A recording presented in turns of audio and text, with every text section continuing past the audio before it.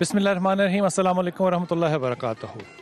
میں بلال کتب آج عراق کربلا سے آپ سے مخاطب ہوں۔ کتب آن لائن کو یہ سعادت حاصل ہوئی ہے کہ آج حضرت امام حسین کے ساتھ گفتگو ہوگی اور آپ تک ان کا پیغام پہنچے گا۔ یہاں پر آ کر عراق میں جو سب سے پہلی بہت ہی اچھی خوبصورت خبر ملتی ہے وہ یہ کہ عراق بالکل ویسا نہیں جیسا کہ ہمیں پاکستان میں بتایا گیا ہے۔ دنیا جانتی ہے ان درباروں کی، ان ہستیوں کے صدقے میں، خیرات میں یقین کیجئے یہاں پہ جو خوشحالی ہے، لوگ آپس میں اتحاد کے اندر ہیں، وہ یہاں پر آ کر ہی پتہ چل سکتا ہے۔ ان درباروں نے، ان ہستیوں نے کربلا تو برپا کر دیا، لیکن کربلا کا پیغام جو ہے وہ عراق کے مسلمان کس طرح آگے لے کر جا رہے ہیں۔ یقین کیجئے یہاں آ کے اس بات کا یقین ہو گیا کہ مسلمانوں کو ظلم سے مارا نہیں جا سکتا، ان پہ حاکمیت نہیں کی جا سکتی، اور یہ ہے میرے رسول صلی اللہ علیہ وسلم کی دعا۔ دیکھتے ہیں کہ وہ جگہیں جو کہ امام نے کربلا کے زمانے میں اپنے خون سے رنگی تھیں، آج لوگوں کے آنسو جو ہیں ان جگہوں کو کس طرح رونق بخش رہے ہیں۔ کیا پیغام حسین ہم تک پہنچا؟ یقیناً پہنچا۔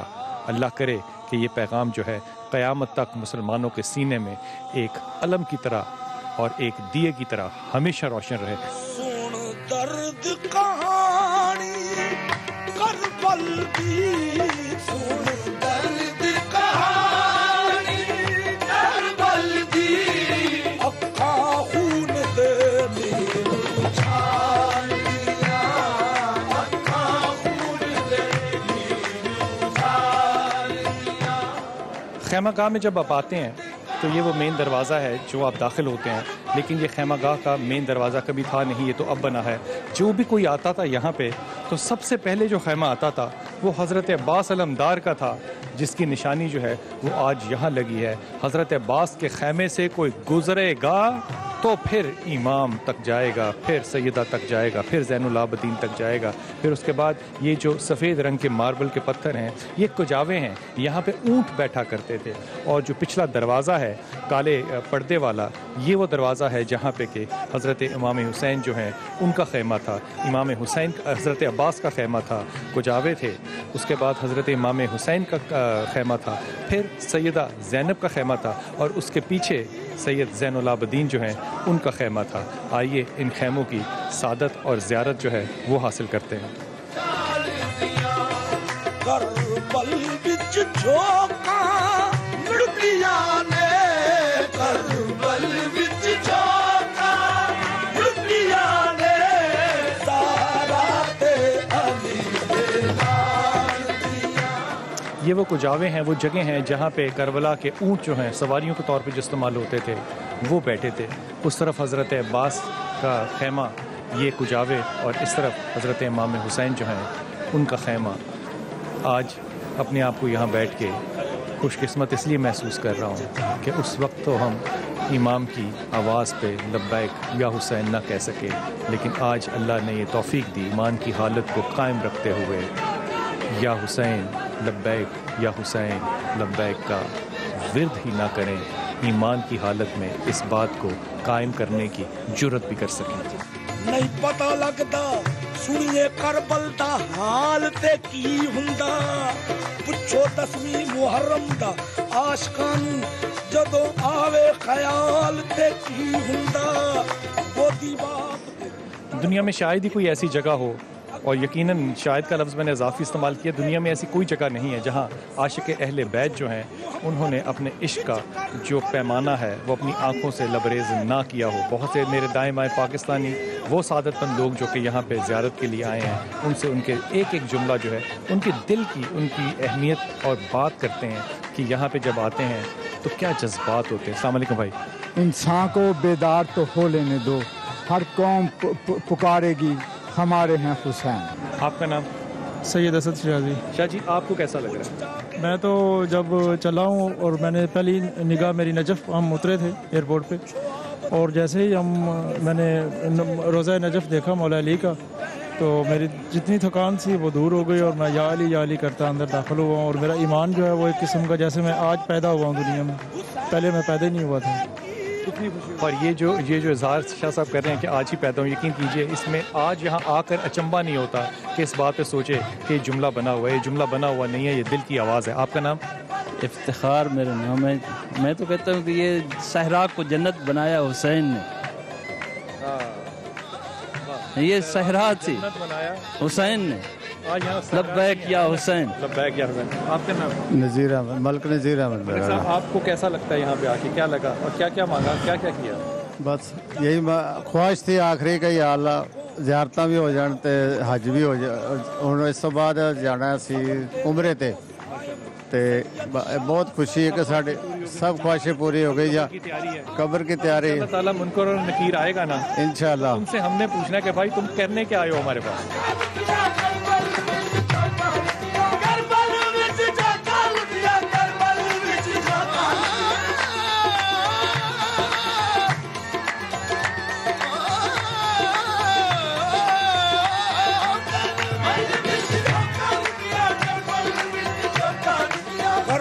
یہ وہ جگہ ہے جسے خیمہ گاہ کہا جاتا ہے ڈاکٹر صاحب. یہ وہ جگہ ہے جہاں پہ کہ خیمے لگے ہوئے تھے. پیچھے ہم دیکھ کے آئے ہیں کہ خیمہ جو ہے وہ حضرت عباس علمدار کا لگا ہوا ہے. یہ ہمارے سامنے جو ہے یہ خیمہ حضرت امام حسین کا ہے، اس کے ساتھ بی بی سیدہ زینب کا، اور اس کے بعد جو خیمہ ہے وہ حضرت زین العابدین کا ہے. آپ تھوڑا سا بتائیے گا کہ ان خیموں کی یہ ترتیب کیوں ہے اور ان خیموں کی اس ترتیب میں کیا فضیلت تھی، اس طرح خیمے کیوں لگائے گئے؟ دیکھیں، سب سے پہلی بات تو آپ جب داخل ہوئے اس خیمہ گاہ میں، حضرت عباس علمدار کا خیمہ راستے میں ہے. امام نے ہمیشہ پہرے کا کام کیا، حضرت عباس علیہ السلام نے، کہ میرے بھائی تک پہنچنے سے پہلے جس کسی جانا پہلے میرے پاس آئے. کوئی بھی آگے نہیں بڑھ سکتا تھا جب تک امام جناب عباس علیہ السلام کو اجازت نہیں دیا کرتے تھے. تو لہذا سب سے پہلے بطور پہرے دار کے محافظ پہ، اور اتنا ناز تھا ان بیویوں کو اپنے اس بھائی جناب عباس پہ، انہی کے بازو میں بھروسے پہ مدینہ سے یہاں کربلا میں آ گئی تھی.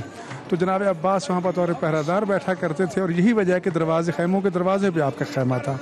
اور آگے آپ دیکھیں آپ نے کہ وہاں پر اونٹوں کے پلان رکھے گئے اور دائیں میں صحابہ کرام کے خیمے تھے. اندر آگے یہ آپ کے سامنے امام حسین علیہ السلام کا خیمہ تھا.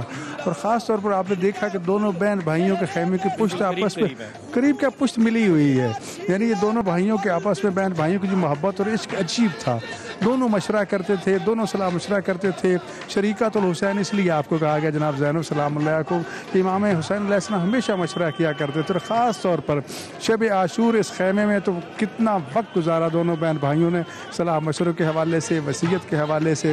تو یہ خیمہ کا آج بھی ہمیں اس بات کی نشاندہی کرتا ہے کہ حقیقت میں یہ وہ خیمے تھے کہ جس کو یزیدیوں نے کربلا کے واقعے کے بعد شہید کر دیا تھا، آگ لگا دی گئی تھی. لیکن کتب بھائی بات یہ ہے کہ یزیدیوں نے تو یہ سمجھا تھا کہ ہم نے اہل بیت کی یہ چند خیمے جلا دیے ہیں تو اب امام حسین کا نشان، لیکن آج پوری دنیا امام حسین کے خیمے میں تبدیل ہو چکی ہے. آج جتنی مسجدیں ہیں، جتنے امام بارگاہیں ہیں، جتنے حسینی ہیں، جتنے امام حسین کے نام کے اوقاف ہیں، وہ سارے کے سارے جو ہیں وہ حقیقت میں امام حسین کے خیمے. امام حسین کے نام کی جتنی عمارتیں ہیں، جتنی ڈسپنسری ہیں، جتنے ہسپتال ہیں، جتنی کتابیں ہیں، جتنے لوگوں کے نام ہیں، یہ سب امام حسین کے ہیں. اور کیا ہیں؟ اور ہماری خوش نصیبی اس وقت یہ ہے ہم گناہگار اس وقت امام حسین کے خیمے کی چھت میں کھڑے ہیں. اور خدا کے روز قیامت میں ہم امام حسین کے خیمے کی چھت میں ہوں. اور یقیناً یہ ہمارے سامنے پیغام ہے کہ اللہ تعالیٰ ہمیں توفیق عطا کرے ہم امام حسین کے خیمے میں معشور ہوں، اور خدا دشمن علیہ محمد کو یزید کے خیمے میں معشور کرے. اور پھر ساتھ ہی جناب سجاد کا خیمہ ہے، وہ بیمار کربلا جس کو مسلط خدا کی بیماری تھی تاکہ جہاد سے بچ جائے. اور پھر جن کو خیمے میں جب آگ لگی تھی تو جناب سجاد اسی خیمے میں موجود تھے. اور اس وقت آگ کے شعلے اتنے بلند ہو رہے تھے کہ کوئی آگے آنے کو تیار نہیں تھا. بعض لوگ کہتے ہیں ایک خیمے کو آگ لگے گی، نہیں، روایت میں کہ چاروں طرف سے اچانک آگ لگائی گئی اور آگ کے شعلے جب بڑھکے تھے تو نکلنے کا راستہ نہیں ملتا تھا. تو اس وقت جناب زینب کو سب سے زیادہ فکر تھی جناب سجاد کی کہ اس لیے وارث بھی ہیں، قافلے کے سالار بھی ہیں اور امام وقت بھی ہیں. تو زینب محافظہ امام بھی تھی، محافظہ امامت بھی تھی. تو لہٰذا امام سجاد علیہ السلام کو بچانے کے لیے جلتے خیموں کی پرواہ نہیں کی. جلتے خیمے میں چلی. خدا جانے اس خیمے سے کس طرح دیکھا، بے ہوشی کی حالت میں پاؤں کی تلیاں ملیں. خوشی جب آفاقہ ہوا تو اس کے بعد کہا کہ بیٹے خیموں کو آگ لگ چکی ہے. تو اس وقت فرمایا کہ ہم جل مریں یا باہر جائیں. تو فرمایا باہر نکلو. تو اس وقت کہا کہ ہمارے سر پہ تو چادریں نہیں ہیں. کہا بیٹا اٹھ جاؤ. مجھ اٹھنے کی طاقت نہیں ہے. تو اس خیمے میں زینب بیٹھ گئی اور اپنے پشت پہ اپنے بیٹے سجاد کو اٹھا کے جلتے ہوئے خیموں سے باہر لائی. اور یقیناً یہ انسانیت پہ احسان تھا، بطول کی بیٹی کا امامت پہ احسان تھا. اور پھر جو سب سے پہلا امامت کا مسئلہ پوچھا تھا وہ یہی تھا. تو جناب سجاد نے فرمایا تھا کہ جل مرنا حرام ہے، सर में मिट्टी डाल के निकल जाओ। वही पर्दा रहा, वही हिजाब रहा बतूलजादियों का।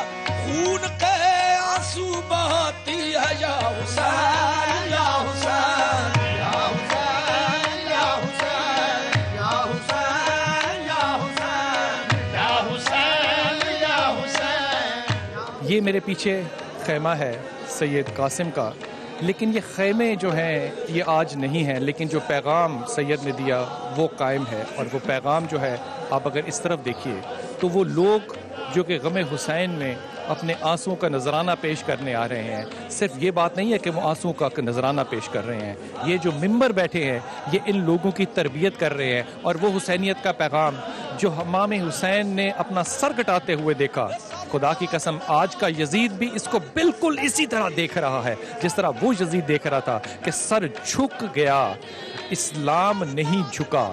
یہ آج لوگ، ان لوگوں کی تربیت، ان ممبروں کی تربیت اس بات کی گواہ ہے کہ امام جو آپ نے ہمیں پیغام دیا، ہم آپ کے پیغام کو لے کے انشاءاللہ تعالی، آپ نے تب یزید کا مقابلہ کیا، ہم آج اس یزید کا صرف مقابلہ ہی نہیں کر رہے، انشاءاللہ تعالی اس یزید کے آگے نہ سر جھکے گا، نہ سر کٹے گا، نہ اسلام جو ہے اس کو جھکنے دیں گے۔ آپ کا دیا ہوا پیغام ہمارے سینوں میں دفن ہے، ہمارے سینوں میں دفن ہے، اور خدا کی قسم یہ میرے دائیں اور بائیں کی لگی جو تربیت گاہیں ہیں یہ ان لوگوں کو پیغام ہی نہیں صرف دے رہے ہیں، ان لوگوں کے لیے وہ جذبہ، وہ انسانی قدریں بھی پیدا کر رہی ہیں جو ہماری آنے والی نسلوں کو ملیں گی، اور ہماری آنے والی نسلیں بھی جو ہے وہ عشق حسین کو اسی طرح قائم رکھیں گی انشاءاللہ تعالی، جس طرح اس وقت ان 72 لوگوں میں 80 سالہ بزرگ نے بھی رکھا تھا، اپنی قمیض کو اتار کے اپنے پیٹ سے باندھا اور کہا کہ میں 80-85 سال کا بوڑھا نہیں، میں جوان ہوں، مجھے بھی جہاد میں جانے کی اجازت دیجیے۔ آج یہ لوگ بیٹھے اس بات کی شہادت دے رہے ہیں کہ امام کا پیغام جو ہے وہ تب بھی زندہ تھا، وہ آج بھی زندہ ہے۔ یزید تب بھی منحوس تھا، یزید آج بھی منحوس اور ناکام ہے، وہ تب بھی اسلام کے خلاف نئے نئے دعوے کر کے آ رہا تھا، آج بھی آ رہا ہے، اس نے تب بھی شکست کھائی اور اندھیروں میں مرا، وہ آج بھی شکست کھائے گا اور انشاءاللہ تعالی اندھیروں میں اپنی موت کا انتظار کرے گا۔ آئے گا تجھ کو تب نظر روئے خدا نماز میں، آئے گا تجھ کو تب نظر روئے خدا نماز میں، پہلے حسین کی طرح سر کو کٹا نماز میں، اور کہیا حسین یا حسین یا حسین یا حسین یا حسین یا حسین۔ اللہ تعالیٰ کے رسول صلی اللہ علیہ وسلم نے کہا کہ جب پیٹ بھوکا ہو تو اس سے فتویٰ نہیں مانگنا، ایمان جو ہے وہ بھی خطرے میں چلا جاتا ہے۔ امام حسین نے اپنی شہادت سے جو پیغام دیا وہ تو اپنی طرف، لیکن امام کا یہ پیغام جو ہے یہ لوگوں کے لیے ایک زندگی کی دلیل بن گیا۔ یہاں پہ یقین کیجئے جتنی رونق چاروں اطراف میں، چہل پہل ہے، غم گزاری تو ہے لیکن چہل پہل ہے، لوگوں کی روزگاریں لگی ہیں، لوگ آ رہے ہیں جا رہے ہیں، اور یقین کیجئے سیکیورٹی کا اتنا کم اور کمزور انتظام ہونے کے باوجود لوگوں کے اندر جو ایک ڈسپلن دیکھا ہے، یقین کیجئے یہ وہ ماؤں کے پیٹوں سے سیکھ کے نہیں آئے، یہ اس جگہ آنے کا ایک رحم اور برکت ہے کہ جب وہ اس میدان میں آتے ہیں تو دل جو ہے وہ گداز ہو جاتا ہے، نرم ہو جاتا ہے، اور آپ کا جی چاہتا ہے کہ کسی کے لیے کوئی ضرور مدد کریں۔ اس وقت امام نے بلایا اور ہم نہیں تھے، آج جب امام نے بلایا تو ایمان کی حالت میں اپنی جبیں کو خدا کے ہاں جھکانے کے لیے ضرور تیار ہے۔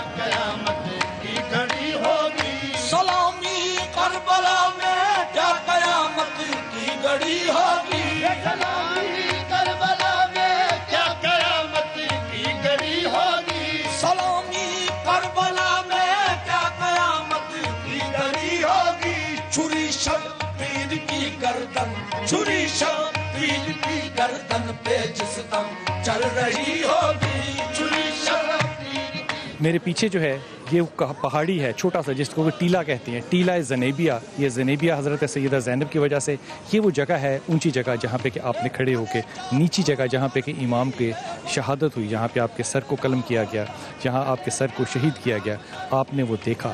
रवायतें कहती हैं कि टीला ज़मीं से कहता था कि मुझे नीचे कर दे, और ज़मीं टीले को कहती थी कि मुझे और नीचे होने दे, ताकि बहन जो है वो भाई के कटते हुए सर को ना देखे। अब ऊपर चलते हैं और यहाँ पे डॉक्टर साहब से पूछते हैं कि वो क्या कैफियत थी और क्या ज़रूरत थी कि सैयदा अपने खैमों को छोड़ के इस टीले पर आती और करबला के मैदान को अपनी आँखों से देखती।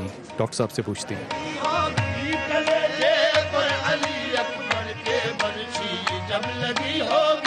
मुझे जाने दो पानी भर के अब्बास कहते थे, ये वो टीले की तरफ मैं जा रहा हूँ जिस टीले पे खड़ी होके मेरी माँ सैयदा ज़ैनब ने मेरे इस तरफ हाथ पे जो कि इमाम हुसैन का सर कटता जो है वो देखा। लेकिन यकीन कीजिए यहाँ पे एक एक कदम चढ़ते हुए जो है वो बोझ महसूस होता है।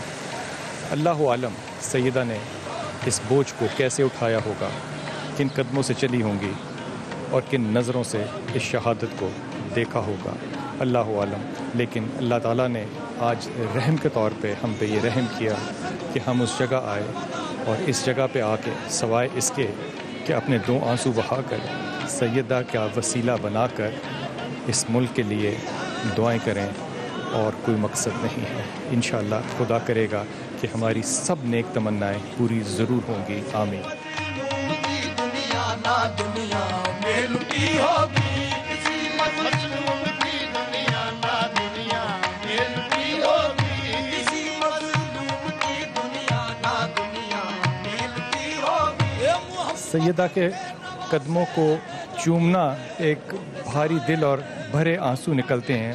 डॉक्टर साहब, सैयदा को क्यों ज़रूरत महसूस हुई कि अपने खैमों को से निकलें, जिनकी चादरों को भी आसमान ने नहीं देखा, वो इन टीलों पे खड़ी हों और अपने भाई का कटता सर देखें?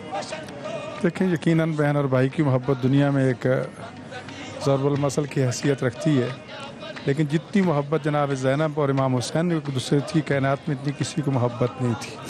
फिर ये दोनों बहन भाई दीन की बका के लिए, नाना के दीन को बचाने के लिए निकले थे।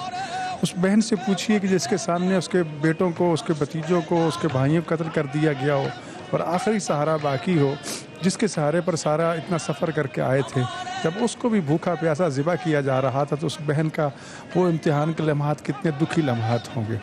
बीबी ने अपनी आखिरी कोशिश करने के लिए अपने खैमों को छोड़ा और यहाँ आकर इस टीले पर रुक गई थी और सर पर कुरान रख के वास्ते देती रही कि मेरा एक ही भाई बचा है, इसको ज़ालिमों कत्ल ना करो, आप इसको छोड़ दें, ये इतना ज़ख्मी हो चुका है कि ख़ुद शायद शहीद हो जाए, मेरे भाई को पानी तो पिला लो। लेकिन एक भी बात ना सुनेगी और हालत सजदे में पुश्त गर्दन से काटा गया। तो इमाम हुसैन और जनाब ज़ैनब की मोहब्बत का एक ये भी इतना इम्तिहान था कि जहाँ इमाम की मक्तल है वो इंतहाई गहराई में है। इमाम हुसैन ने उस वक्त अपनी बहन के बारे में ज़मीन करबला से ये कहा था कि नीची हो जाता कि मेरी बहन मुझे कत्ल होता ना देख सके। लेकिन ज़ैनब को अपने भाई से इतनी मोहब्बत थी कि मैं आखिरी इम्तिहान भी अपने भाई का देख लूँ, और बार बार ज़मीन करबला से कैसी ऊंची हो जाता कि मैं अपने भाई का आखिरी इम्तिहान देख लूँ। आप देख रहे हैं कि टीला ऊंचा बुलंदी पर है, जनाब की मक्तल गहराई में है। तो ये दोनों मंजिल थे। अब खुद सोचिए कि ज़ैनब ने वो मंजर कैसे बर्दाश्त किया होगा जब एक मरतबा शिमर मलाउन ने पुश्त गर्दन से इमाम हुसैन को ज़िबा किया और आपके बालों में हाथ डाल के सरकतस को बुलंद किया, और जिब्राइल ने नोहा पढ़ा आला कि या अहल अहलम कल कोतल हुसैन बे करबला अचाना, दुनिया वालों हुसैन करबला में 3 दिन के प्यासे शहीद कर दिए गए। तो उस वक्त इस दुनिया में क्या सूरत हाल बनी है कि बहन ने वो मंजर कैसे बर्दाश्त किया होगा। तो हकीकत ये है, किसी ने कहा है कि सलाम लेके जब सबर के ज़ैनब तो सबर का पहाड़ है, बीबी तुझ पे हमारा सलाम हो। यकीन खातून हो कि उस बीबी ने किरदार अदा किया को दुनिया में कोई और नहीं कर सकता। तो ये मकाम हमें पैगाम देता है कि भाई और बहन की मोहब्बत क्या है। ये हमें जगह पैगाम देती है कि जुल्म और बर्बरियत के ख़िलाफ़ इंसान को आवाज़ उठानी चाहिए। यकीनन कायनात की औरतों के लिए ये पैगाम है कि इस्लाम की बका में जिस तरह जनाब ज़ैनब का किरदार एक मिसाली हैसियत का हामिल है। हमारी दुआ है कि अल्लाह ताला इस बीबी के सदक़े में जिसने अपनी चादरें तो कुर्बान कर दी लेकिन अपने नाना की उम्मत की बेटियों के चादरों को बचा लिया, अल्लाह उनकी इज़्ज़त नामूस की हिफाजत फरमाए और हमें बार बार इस मकाम कलाम मुक़द्दस पर हाज़िरी की तौफ़ीक़ अता फ़रमाए। यकीनन शिकस्ता दिलों के साथ यहाँ पर हाज़िर हुए हैं। अल्लाह ताला सब की हाज़िरी को कबूल फ़रमाए। बहुत शुक्रिया। और ये कदमों को इसलिए चूमा कि ये वो सैयदा माँ है हमारी जिसकी चादर को आसमान ने तो नहीं देखा था, लेकिन जब भाई शहीद हो रहा था तो ये अपने ख़ैमे छोड़ के बाहर आई। इसलिए नहीं कि इन्होंने अल्लाह के मुक़द्दर को कबूल नहीं किया, इसलिए ताकि ये क़यामत तक मिसल कायम रहे कि जब ईमान को बचाने की बारी आएगी तो चाहे औरतें सैयदा ज़ैनब हों, वो अपने ख़ैमों को छोड़ेंगी और दीन मोहम्मद को बचाने के लिए आखिरी ज़िंदगी के सांस तक वो काम करेंगी जो मेरे रसूल को खुश हो। खुदा की कसम, या खुदा खुश हो सकता है या ज़माना खुश हो सकता है। और जब करबला देखें तो सारे लोगों ने सिर्फ एक ही काम किया, अल्लाह और अल्लाह के रसूल की निस्बत को पकड़ा और अल्लाह को और अल्लाह के रसूल को राज़ी कर लिया। और उस राज़ी करने का आज नतीजा ये है कि ये वो जगह जहाँ आपके पाँव लगते थे, आज वहाँ लोग नमाज़ें अल्लाह के लिए अदा कर रहे हैं।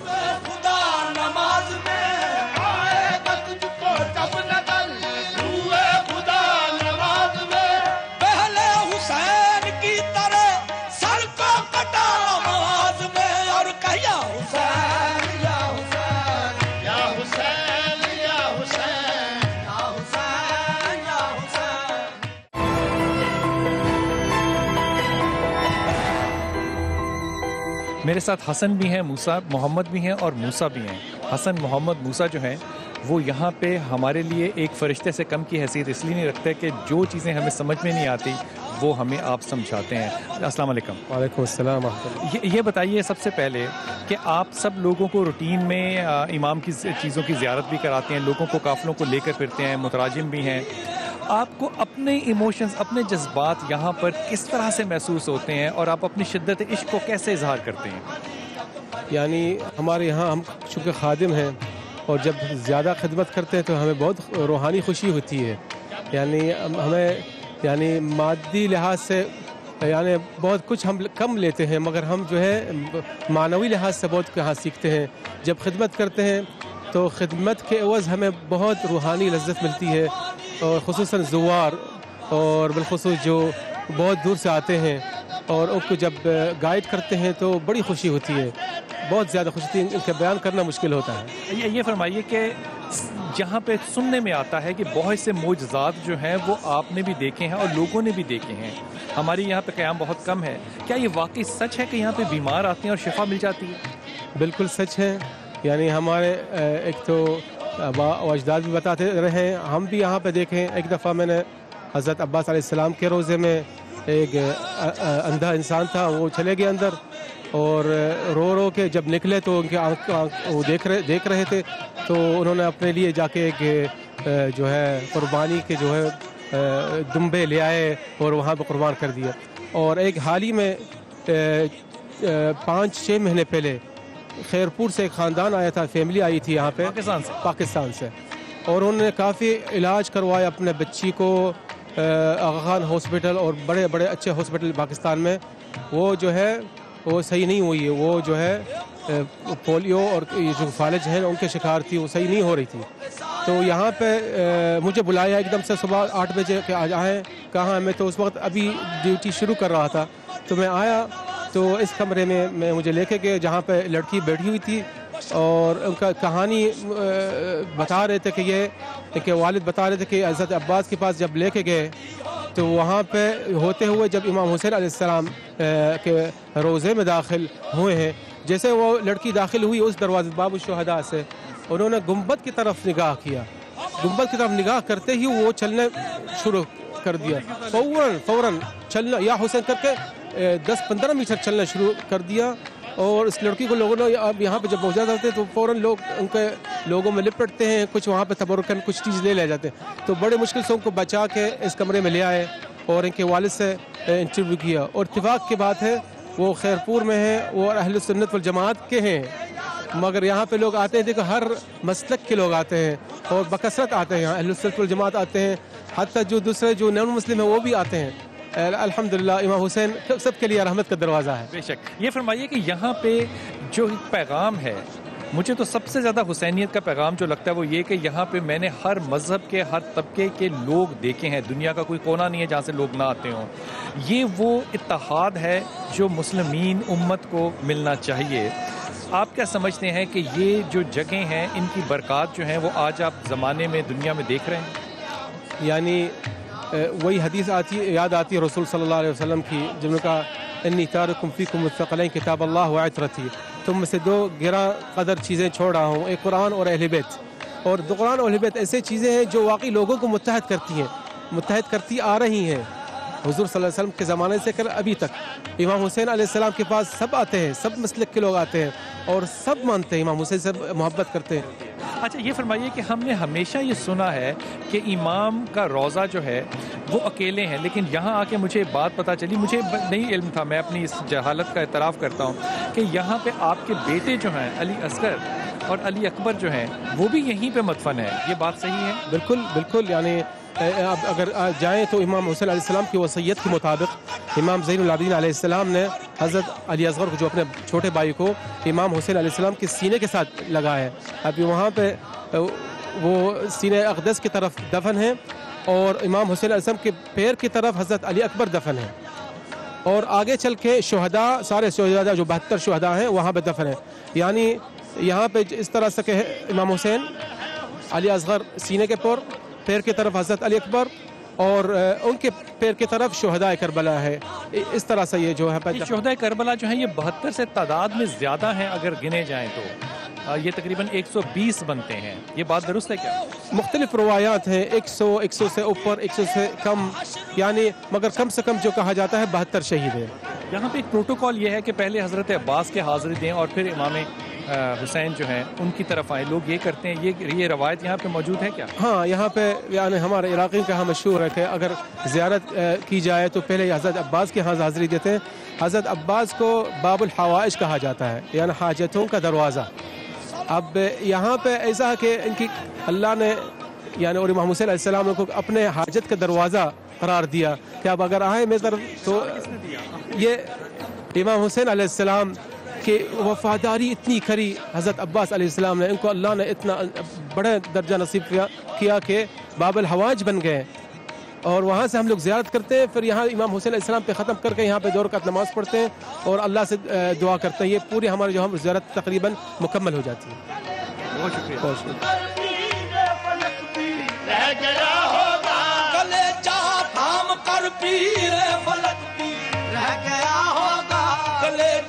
پر علی اکبر، کلیجے پر علی اکبر کے برچی جب لگی ہوگی، کلیجے پر علی اکبر کے برچی جب لگی ہوگی، کلیجے پر علی اکبر کے برچی جب لگی ہوگی. یہ کیسے ممکن ہے کہ کربلا پر ہوں اور عشق کرنے والے جو ہوں ان کی یہاں پہ کمی ہو؟ نذیر غازی صاحب جو ہیں وہ موجود ہیں. غازی صاحب السلام علیکم. وعلیکم السلام. یہ بتائیے کہ یہاں پہ آ کے جو جذبات ہوتے ہیں ان کا اظہار کن لفظوں میں کیا ہے؟ دیکھیے، جذبات کی دنیا لامحدود ہے اور الفاظ کی دنیا محدود ہے، تو الفاظ تو جذبات کا ساتھ دے ہی نہیں سکتے. دوسری بات یہ ہے کہ یہاں جب آدمی آتا ہے تو رسول اللہ صلی اللہ علیہ وسلم کا ارشاد گرامی ہے کہ حسین مجھ سے ہے اور میں حسین سے ہوں.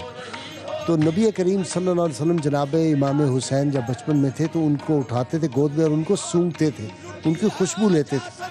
وہی جو بدن اثر رسول اللہ صلی اللہ علیہ وسلم کی خوشبو ہے، چونکہ وہ آپ کے باغ کے پھول ہیں، آپ کے جسم کا حصہ ہے، وہی خوشبو جو ہے گنبد خضرا والی وہ یہاں بھی لوگوں کو نصیب ہوتی ہے. اس لیے جب وہ خوشبو ان کے اندر مشام جاں کو معطر کرتی ہے، منور کرتی ہے، اندر خوشبو جاتے ہوئے، پھر ایک کیف کی کیفیت پیدا ہوتی ہے. وہاں جذبات ختم ہو جاتے ہیں. یہاں جذبات آنسو ہیں، یہاں پہ بس وہ ہے یا درود پاک ہے جو آدمی کا ساتھ دے سکے. باقی الفاظ یہاں ختم، علم یہاں پہ ختم، کیونکہ جہاں سے علم کی حد ختم ہوتی ہے وہاں سے عشق کی ابتدا ہوتی ہے.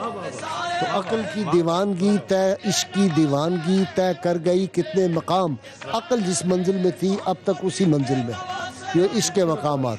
ٹھیک ہے نا؟ اس لیے عاشق جو ہو نا، اگر عاشق جو ہے وہ سچا ہو اور پھر اپنے بات کا، اپنے دل کا اظہار جو ہے وہ اپنے لفظوں سے کر سکتا ہو تو یہ کم بات ہے. جب آنسو آپ کے دل کا اظہار لوگوں تک پہنچائیں تو یقین کیجئے پھر آپ کا معاملہ ہے اور آپ کے اللہ کا معاملہ ہے. بہت سے اور عاشق دوست یہاں پہ ہیں, ان سے بھی بات کرتے ہیں.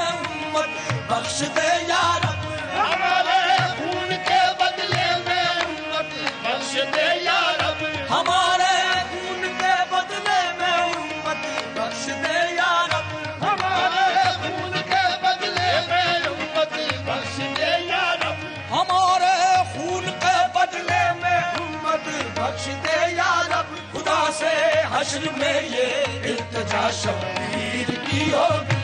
بسم اللہ الرحمن الرحیم. خواتین حضرات, ہمیں سعادت حاصل ہوئی ہے اس وقت یہاں پہ کربلا میں جو امام حسین کے مزاروں کے متولی ہیں سیدنا مہدی, ان کے پاس آنے کی. ان کے نائب جو ہیں وہ بھی موجود ہیں اور ہمارے بہت سے اور دوست بھی موجود ہیں.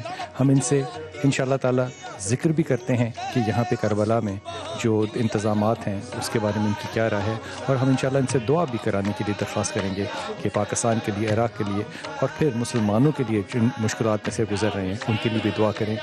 یہ بڑی سعادت ہے کہ متولی امام حسین جو ہیں وہ لوگوں سے آ کے رابطہ کریں, بات کریں اور لوگوں کے سامنے آئیں. یہ ایک ایسا منظر ہے جو بہت کم آنکھوں نے اور بہت کم کانوں نے سنا ہوتا ہے. آئیے اس بات کی سعادت حاصل کرتے ہیں. بدءا نحن نرحب بكم بجناب الأخوة. بھائیوں کو, اپنے بھائی کو, پاکستانی بھائیوں کو پہلے ہم خوش آمدید کہتے ہیں, اور ہم سب کے لیے انشاءاللہ آپ کے یہاں بہتر دن اور بہتر مطلب یہاں پہ بسر ہو امام کے علیہ السلام کی زیارت کے لیے. اور جہاں سے میں شروع کرنا چاہتا ہوں کہ ہمارا ایک مشترکہ غم ہے, پاکستانی بھائی جو ہے اور ہم عراقی بھائی, ایک مشترکہ غم ہے, مشترکہ مسائل ہیں. تو ایک مشترکہ حکمت عملی کے ذریعے سے ہم ایسا مسائل پر قابو پا سکتے ہیں. ہم آپس میں تعاون کریں اس سلسلے میں تاکہ ہم اس مسائل سے ہم چھٹکارا حاصل کریں. نلاحظ أن الهم الأساسي للشعب الباكستاني سب سے بڑا جو چیلنج ہے پاکستان کے لیے وہ دہشت گردی ہے, جو کہ ان کی ترقی میں ایک رکاوٹ ہے. وهذا ما أراده أعداء الإسلام. اور یہی جو ہے دشمنان اسلام یہی چاہ رہے ہیں کہ مسلمان آپس میں لڑیں تاکہ وہ اپنا جو ان کا سوچ ہے اور ان کی پلاننگ ہے وہ پورا کر سکیں. سواء كان مخططات فكرية أو عسكرية أو چاہے فکری ہو, چاہے عسکری فکر ہو, چاہے سیاسی فکر ہو, ان کو جو ہے آگے بڑھانے میں ان کو کامیابی مل جائے.